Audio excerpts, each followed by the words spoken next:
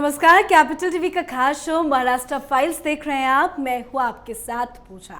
महाराष्ट्र में राज्यसभा चुनाव के बाद तमाम राजनीतिक दलों ने 20 जून को होने वाले एमएलसी चुनाव के लिए जोरदार तैयारियां शुरू कर दी हैं। महाराष्ट्र में 10 सीटों के लिए 11 उम्मीदवार मैदान में हैं। बीजेपी से 5 कैंडिडेट हैं तो महाविकास अघाड़ी के तीनों ही सहयोगी शिवसेना, एनसीपी, कांग्रेस की तरफ से 2-2 प्रत्याशी मैदान में हैं। चुनाव को देखते हुए महाराष्ट्र में एक बार फिर से राजनीतिक माहौल गर्मा गया है। राज्यसभा के चुनाव में जिस तरह से एमवीए को बीजेपी के हाथों मुंह की खानी पड़ी, उससे उद्धव ठाकरे की परेशानी और बढ़ गई है। तो एमएलसी चुनाव में क्या होगा, ये सवाल बेहद अहम है। आज इसी अहम सवाल पर चर्चा करेंगे। चर्चा के लिए हमारे साथ स्टूडियो में मौजूद हैं कैपिटल टीवी के सीनियर एडिटर राजीव जी। राजीव जी, बहुत बहुत स्वागत है। धन्यवाद। 20 तारीख को एमएलसी चुनाव है, क्या लगता है क्या होगा? एमएलसी चुनाव से पहले ही महाविकास अघाड़ी को एक बड़ा झटका लग चुका है। 2 नेता जो एनसीपी के हैं उनको वोट देने का अधिकार नहीं दिया गया। नवाब मलिक और देशमुख, अनिल देशमुख और नवाब मलिक दोनों ने बॉम्बे हाई कोर्ट में पिटीशन दायर की थी कि हमें एमएलसी चुनाव के लिए वोट देने का राइट दिया जाए। हालांकि राज्यसभा चुनाव के समय भी इन दोनों को वोट देने का अधिकार नहीं दिया गया था कि जेल में अगर हैं, कस्टडी में हैं, तो उस समय आपको वोट देने का राइट नहीं होता है। और रिप्रेजेंटेशन ऑफ पीपुल एक्ट के तहत ये मामला सामने आया था कि इसमें साफ तौर पर कहा गया है कि अगर जुडिशियल कस्टडी में हो, पुलिस कस्टडी में हो या फिर सजा दी गई हो, अगर जेल के अंदर हैं तो वोट देने के लिए जेल से बाहर जाने का अधिकार आपको नहीं दिया जाएगा, उसके लिए बेल नहीं दी जाएगी। इसीलिए पहले से इन लोगों को लगभग ये माना जा रहा था कि अनिल देशमुख और नवाब मलिक को वोट नहीं देने दिया जाएगा, और आज यही काम हो गया। और फिर यही काम हो गया। अनिल देशमुख और नवाब मलिक दोनों को ही वोट देने से मना कर दिया गया। बॉम्बे हाईकोर्ट ने इनकी याचिका खारिज कर दी। अब ये पहला झटका है महाविकास अघाड़ी के लिए। दूसरा झटका ये है कि महाविकास अघाड़ी की तीनों पार्टियां आपस में उलझी हुई है एमएलसी चुनाव को लेकर, क्योंकि राज्यसभा के समय स्थितियां उद्धव ठाकरे के प्रतिकूल थी, जबकि कांग्रेस और एनसीपी दोनों को ये पता था कि हमारे एक एक कैंडिडेट जीत जाएंगे। उद्धव ठाकरे की प्रतिष्ठा दांव पे लगी थी और उद्धव ठाकरे बेचैन थे कि यहाँ पर कम से कम जो उनका दूसरा उम्मीदवार संजय पवार जो खड़े हुए थे, उनकी जीत के लिए वो एनसीपी से रिक्वेस्ट कर रहे थे, दूसरे तरफ कांग्रेस से भी रिक्वेस्ट कर रहे थे, और साथ ही जो निर्दलीय उम्मीदवार हैं, निर्दलीय विधायक थे, उसके साथ साथ जो छोटी पार्टियों के नेता थे, उन लोगों से संपर्क शिवसेना के तरफ से साधा जा रहा था, जबकि कांग्रेस और एनसीपी दोनों आराम से उद्धव ठाकरे की बेइज्जती देखने के लिए बैठी हुई थी। अब उद्धव ठाकरे मुस्कुरा रहे हैं और एनसीपी और कांग्रेस की परेशानी इसमें बड़ी है। इसलिए तीनों ही पार्टियों के बीच सबसे पहले घमासान शुरू हो गया है। अब एक दूसरे के ऊपर ठीकरा फोड़ने की कोशिश की जा रही है कि हार की जिम्मेदारी कौन लेगा, क्योंकि एक सीट के लिए एनसीपी भी फंसी हुई है और दूसरे तरफ कांग्रेस भी फंसी हुई है। शिवसेना को 2 सीट जीतने के लायक विधायक हैं, क्योंकि जो एमएलसी का चुनाव हो रहा है उसमें एक एमएलसी के लिए 27 विधायकों की वोट की जरूरत होगी। फर्स्ट प्रेफरेंस के वोट जो होते हैं उसके लिए 27 विधायकों की जरूरत होगी। और भारतीय जनता पार्टी से ये बार बार कहा जा रहा था कि आप 4 उम्मीदवार खड़ा करो, 2-2 उम्मीदवार इन तीनों का होगा, तो 10 उम्मीदवार अगर खड़ा होते तो वोटिंग की जरूरत नहीं पड़ती। लेकिन बीजेपी ने 5 उतार दिए हैं। लेकिन बीजेपी ने पहले इन लोगों से कहा कि तुम्हारे पास भी इतने वोट नहीं हैं। अगर कांग्रेस के विधायकों की संख्या 2 उम्मीदवार के लिए नहीं है तो आखिर कांग्रेस क्यों उम्मीदवार खड़ा करे? अगर कांग्रेस के पास 44 विधायक हैं और 27 विधायकों की जरूरत है एक एमएलसी सीट के लिए, तो यानी कि 2 सीट के लिए 54 विधायकों की जरूरत होगी। दूसरी तरफ अगर एनसीपी को देखा जाए तो एनसीपी के पास अभी स्ट्रेंथ जो है वोट देने वाले वो 51 हैं, और उसमें 2 विधायक अगर एमएलसी के जाते हैं, कैंडिडेट चुने जाते हैं, तो उनको 54 वोटों की जरूरत पड़ेगी। यानी 3 वोट उसको भी चाहिए, यानी एनसीपी को भी 3 अतिरिक्त वोट चाहिए, कांग्रेस को भी 10 अतिरिक्त वोट चाहिए। तो तुम्हें अगर अपने महाविकास अघाड़ी की तीनों पार्टियों को मिलाकर 5 ही कैंडिडेट जिता सकते हैं, तो आप क्यों छठा कैंडिडेट उतार रहे हैं? उन्होंने कहा था, देवेंद्र फडणवीस ने इसके बारे में, कि आप लोग आपस में कोऑर्डिनेट करके बता दो कि कौन अपना नॉमिनेशन वापस लेगा, किस पार्टी के नेता करेंगे। बातचीत भी हुई थी, उद्धव ठाकरे और शरद पवार के बीच भी बातचीत हुई, लेकिन कांग्रेस इस बात पे अड़ गई कि हमेशा हम पीछे नहीं हटेंगे। कांग्रेस ने अपना दूसरा उम्मीदवार खड़ा कर दिया और वो वापस लेने के लिए तैयार नहीं थी। अब ये परीक्षा है महाविकास अघाड़ी के लिए कि कैसे वो 6 सीटों पर अरेंज करती है।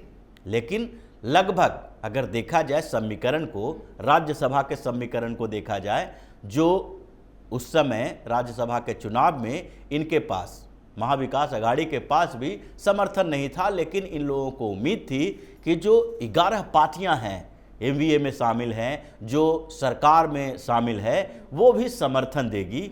और इसके कारण जो 16 विधायकों का समर्थन उन लोगों की पार्टियों का मिलेगा, फिर इंडिपेंडेंट को कुछ तोड़ लेंगे और शिवसेना का जो दूसरा कैंडिडेट संजय पवार थे उनको जिता ले जाएंगे। लेकिन स्थितियां बदल गई, जबकि ओवैसी का भी समर्थन उद्धव ठाकरे ने लिया, फिर भी उनके कैंडिडेट की हार हुई।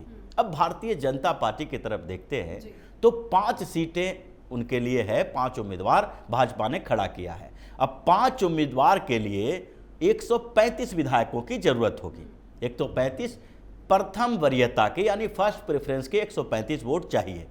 अब राज्यसभा में अगर देखें तो फर्स्ट प्रेफरेंस के 123 वोट भारतीय जनता पार्टी को पड़े, यानी कि फर्स्ट प्रेफरेंस के 123 विधायकों ने वोटिंग की भारतीय जनता पार्टी के लिए राज्यसभा चुनाव में। अब अगर कुछ दिन पहले जो चुनाव हुए हैं तो 10 दिन में भाजपा को ये लगता है कि 123 विधायक अगर हमारे समर्थन में राज्यसभा चुनाव में आए तो इसमें भी 123 विधायक आ जाएंगे।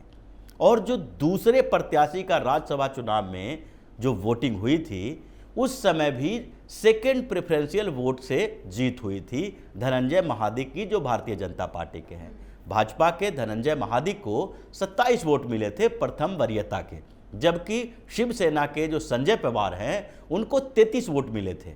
लेकिन जब सेकंड प्रेफरेंस की बात आई, जब काउंटिंग शुरू हुआ, तो धनंजय महादिक 41.65 वोट ले आए और वो फिर राज्यसभा सदस्य बन गए, जबकि संजय पवार पिछड़ गए। अब वही स्थिति यहां पर भी आने वाली है।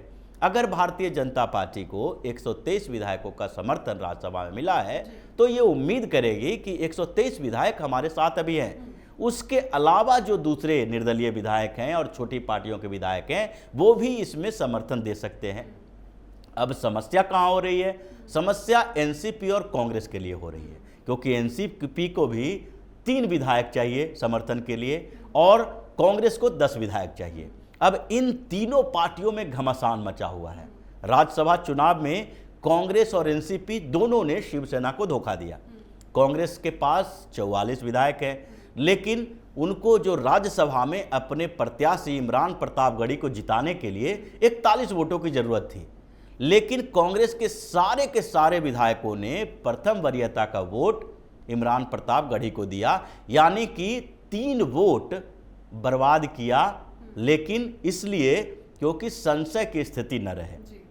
अब एमएलसी के चुनाव में भी ऐसा ही होने वाला है, क्योंकि भारतीय जनता पार्टी के अलावा जो 3 पार्टियां ये है, उसमें हर पार्टी को 1-1 वोट का वैल्यू होना है। अब 55 विधायक हैं शिवसेना के पास। शिवसेना के एक विधायक जो रमेश लटके हैं, उनकी मौत हो गई थी मई महीने में, मुंबई में अंधेरी ईस्ट के विधायक थे। इसके कारण एक विधायक कम हो गया। अब 55 विधायक हैं और 54 वोट चाहिए 2 सीट के लिए एमएलसी में शिवसेना को। तो 2 सीटों पर अगर चुनाव लड़ा जा रहा है तो शिवसेना के लिए भी डर है कि अगर 1-2 वोट इधर से उधर हुआ तो उसका ही प्रत्याशी हार जाएगा। तो इसलिए सब अपने अपने जो प्रत्याशी हैं एमएलसी के, उसके सिक्योर करने की कोशिश करेंगे और उसमें एक भी वोट इधर उधर से नहीं जाएगा। अब भारतीय जनता पार्टी इन्हीं चीज़ों के बीच अपना एक अगला प्रत्याशी जो 5वां है उनको जिता पाएगी, क्योंकि ये आपस में भिड़े हुए हैं। स्थितियां ऐसी ही चल रही है। जैसे कि आपने समझाया कि ये आपस में ही सहयोगी पार्टी भिड़े हुए हैं, क्या इसका फायदा बीजेपी को मिलेगा? क्योंकि काफी ज्यादा समर्थक नाराज है, और ऐसे में क्या जो नाराज समर्थक के विधायक है उसका फायदा बीजेपी को मिलेगा? बीजेपी के पाले में वोट डलेंगे? यही दांव है, सबसे ज्यादा बड़ा दांव जो है भारतीय जनता पार्टी का। यही रणनीति राज्यसभा चुनाव में भी अपनाई गई थी और यही अभी भी अपनाई जाएगी। जैसा कि मैंने पहले ही बताया कि राज्यसभा चुनाव के दौरान भारतीय जनता पार्टी को प्रथम वरीयता के केवल 27 वोट मिले थे, लेकिन दूसरे वरीयता के वोटों में खेल हो गया। अब इस चुनाव में भी बात करें तो प्रथम वरीयता के वोट में एनसीपी को भी 3 अतिरिक्त वोट चाहिए। तो शरद पवार अपने स्तर पर विधायकों की तोड़फोड़ करेंगे कि कौन कौन पार्टी से समर्थन ले, निर्दलीय विधायकों से समर्थन लें या फिर छोटी छोटी पार्टियां जो महाराष्ट्र की है, एक एक दो दो सदस्यों वाली, उनसे समर्थन ले। अब उन्हीं को अप्रोच शरद पवार भी करेंगे और उन्हीं विधायकों में से अप्रोच करेगी कांग्रेस भी। 10 विधायकों की जरूरत कांग्रेस को भी है दूसरे कैंडिडेट के लिए। शिवसेना चुपचाप बैठी हुई है, लेकिन शिवसेना की भी स्थिति बिल्कुल नेक टू नेक फाइट वाली है। 55 विधायक हैं, 54 विधायकों की जरूरत है, एक विधायक है जो एक्स्ट्रा वोट वाले तो हैं। कुल मिला के टक्कर माना जाए तो किस पार्टी का किसके साथ रहने वाला है? टक्कर तो किसी के साथ भारतीय जनता पार्टी की नहीं है, इक्वेशन की बात है, क्योंकि अभी राज्यसभा में जो हुआ वही नतीजा यहां देखने को मिलेगा। टक्कर इनको आपस में है, आपस में अघाड़ी सरकार के बीच, अघाड़ी की तीनों पार्टियों में फूट पड़ी हुई है, एक दूसरे पर आरोप लगाया जा रहा है। शिवसेना का मानना है कि राज्यसभा चुनाव में कांग्रेस और एनसीपी दोनों ने उसको धोखा दिया है। अब एमएलसी के चुनाव में कांग्रेस और एनसीपी फंसी हुई है, दोनों के एक एक कैंडिडेट के लिए 3 विधायक और 10 विधायक, यानी कि 13 विधायकों की जरूरत है। अब एनसीपी और कांग्रेस के लिए शिवसेना के नेता अपने दूसरे वरीयता के वोट, यानी सेकंड प्रेफरेंशियल वोट जो होगा, वो क्यों देंगे, ये सामने सबसे बड़ा सवाल है। क्योंकि उद्धव ठाकरे का राजनीतिक विचारधारा बदल चुका है कुर्सी के लिए, लेकिन उनके विधायक अभी भी भारतीय जनता पार्टी से ज़्यादा करीब हैं, न कि एनसीपी और कांग्रेस के नेताओं से। तो जब उद्धव ठाकरे की पार्टी के नेता, यानी कि जो शिवसेना के विधायक हैं, वहां पर वोटिंग के लिए जाएंगे, तो प्रथम वरीयता का वोट तो ऑब्वियसली वो शिवसेना के कैंडिडेट को ही देंगे, लेकिन दूसरे वरीयता के वोट की बारी आती है तो उस समय वो कांग्रेस और एनसीपी के विधायकों को, जो प्रत्याशी हैं, उनको वोट देने के बदले वो दे देंगे बीजेपी को वोट। उसी तरीके से राज्यसभा में भी हुआ, और इसीलिए एनसीपी और कांग्रेस दोनों इस बात से परेशान है कि हम शिवसेना के विधायकों का दूसरी वरीयता का वोट ले पाते हैं कि नहीं, और इसलिए कंफ्यूजन की स्थिति लेके साथ बनी हुई है। कहीं ये कंफ्यूजन की स्थिति उद्धव को लेना डूबे, क्योंकि राज्यसभा की जो नतीजे आए वही नतीजे, वैसा ही परिणाम अगर एमएलसी चुनाव में भी आता है, बीजेपी की बम्पर जीत होती है, तो उद्धव ठाकरे को तो बहुत बड़ा झटका लगेगा। उद्धव ठाकरे को झटका लगेगा और कांग्रेस के तरफ से भी झटका लगेगा, क्योंकि अभी कांग्रेस पूरी तरह से परेशान है। महाराष्ट्र में भी उद्धव ठाकरे और एनसीपी प्रमुख शरद पवार हैं, दोनों के बीच जो सांठगांठ चल रहा है, वहां कई बार कांग्रेस के नेता आला कमान को, यानी सोनिया गांधी, राहुल गांधी, दोनों से संपर्क कर चुके हैं कि महाराष्ट्र में अगर कांग्रेस के अस्तित्व को बचाना है तो गठबंधन से बाहर आ जाए। यहाँ तक कि उदयपुर में चिंतन जो शिविर आयोजित हुआ था, वहाँ भी ये बात कही गई थी। उसके बाद जो शिरडी में चिंतन शिविर आयोजित किया गया, उसमें भी ये मुद्दा उठा कि कांग्रेस को गठबंधन से बाहर आना चाहिए और इसका फैसला राहुल गांधी लेंगे, सोनिया गांधी लेगी। तो इस चीज़ के लिए वहाँ पर अभी चल रहा है। और अगर इस बार एमएलसी के चुनाव में कांग्रेस को 1 सीट का नुकसान होता है तो सारा ठिकरा एनसीपी और शिवसेना के ऊपर फोड़ा जाएगा, और महाराष्ट्र कांग्रेस के नेता इस मौके का इंतजार कर रहे हैं। इसीलिए एक और प्रत्याशी उतारा गया। पहले ही लगभग तय है कि कांग्रेस ने बोल दिया है, और नाना पटोले पिछले दिनों जब राहुल गांधी के साथ मुलाकात किए थे, उस समय भी उन्होंने कहा था कि बीएमसी के चुनाव में कांग्रेस अकेले मैदान में उतरेगी, और लगभग हरी झंडी मिल भी गई थी, क्योंकि एनसीपी और शिवसेना के साथ उतरने में कांग्रेस को वहां नुकसान दिख रहा है। तो ऐसी स्थिति में उद्धव ठाकरे की कुर्सी के ऊपर खतरा मंडरा रहा है कि राज्यसभा के चुनाव में उद्धव ठाकरे के कैंडिडेट हारे, उसके बाद एमएलसी के चुनाव में अगर कांग्रेस के कैंडिडेट हारे या फिर एनसीपी के कैंडिडेट हारे। तो ऐसी स्थिति में एनसीपी और शिवसेना दोनों के लिए ये दिक्कत पैदा हो गई है कि किसी तरह से इस बार कांग्रेस के कैंडिडेट को हराओ। अगर नहीं हराते हो तो कांग्रेस पूरी तरह से परेशान हो जाएगी, क्योंकि पहले भी जब एमएलसी के नॉमिनेशन की बात आई थी, जब 12 जो राज्यपाल से नॉमिनेशन हुआ था, उसमें भी कांग्रेस को एक कैंडिडेट का नुकसान हुआ था। उसको आश्वासन दिया गया था कि आगे इसको एडजस्ट कर देंगे जब आगे चुनाव एमएलसी का होगा तो। लेकिन अब जब बारी आई तो तीनों पार्टियों ने, यानी कि एनसीपी और शिवसेना ने भी अपने अपने दो कैंडिडेट उतार दिए, कांग्रेस ने भी इसी खुन्नस में 2 कैंडिडेट उतार दिए। तो स्थितियां लगभग साफ है कि भारतीय जनता पार्टी 5 सीट वहां एमएलसी की जीतेगी, और ये लोग आपस में कंफ्यूज्ड होकर ही एक दूसरे के साथ वोटिंग नहीं कर पाएंगे, क्रॉस वोटिंग होगी। और जो छोटी पार्टियां हैं वो भी भारतीय जनता पार्टी के साथ इस बार खड़ी नजर आ रही है। निर्दलीय विधायक जो है वो तो पहले ही भाजपा के साथ खड़े हैं। तो देवेंद्र फडणवीस ने जिस तरीके से राज्यसभा में एक बेहतर रणनीति बनाई थी और शिवसेना को एक बड़ा झटका दिया था, ये शिवसेना के लिए, उद्धव ठाकरे के लिए इतना बड़ा झटका है कि इससे उभरने में काफ़ी समय लगेगा। लेकिन बैक टू बैक झटका देने की बारी आ गई है एमएलसी के चुनाव में। तो अब महाराष्ट्र में जो महाविकास अघाड़ी है ये पूरी तरह से बिखरने वाली है। तीनों आपस में इतने उलझे हुए हैं कि अब उद्धव ठाकरे के लिए सरकार चलाना मुश्किल होने वाला है। चलिए अब देखना होगा 20 तारीख को क्या होगा। बहुत बहुत शुक्रिया बातचीत। धन्यवाद। तो महाराष्ट्र में राज्यसभा चुनाव के बाद अब विधान परिषद चुनाव में भी बीजेपी और महाविकास अघाड़ी के बीच शाहमत का खेल होगा। 20 तारीख काफी अहम है, तो ऐसे में देखना है कि राज्यसभा की तरह क्या बीजेपी एक बार फिर से मात देती है या फिर महाविकास अघाड़ी इस बार बीजेपी को शिकस्त देकर हिसाब बराबर करेगी। आपकी क्या कुछ राय है, कॉमेंट करके जरूर बताएं। आज के हमारे खास शो महाराष्ट्र फाइल्स में फिलहाल इतना ही। तमाम खबरों के लिए देखते रहिए कैपिटल टीवी। नमस्कार।